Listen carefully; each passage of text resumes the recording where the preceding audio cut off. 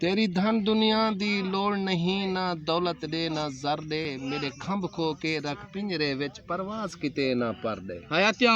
बुख दे सदमे कदमे रख तूने रिज़क मेरा बंद कर दे, हिजर फिराक विसाख दे विचों एक घुट जितना ता बुक धर दे। जवानी मानू दा सीन ते सुख दा हर कोई साथी होंदे दुख दा यारो कोई कोई।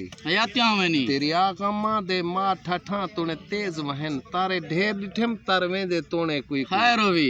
यारी लावण वास्ते हर कोई लेंदे तोड़ निभेंदे कोई कोई।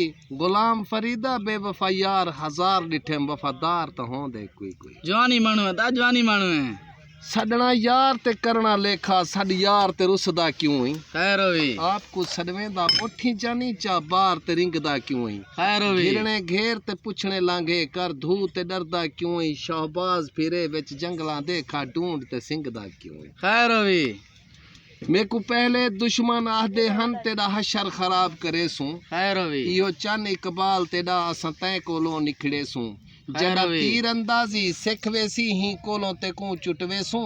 बस खादे मुँह लगदे पेन जिवें आखदे हन मरवे सूं। खैर होवी।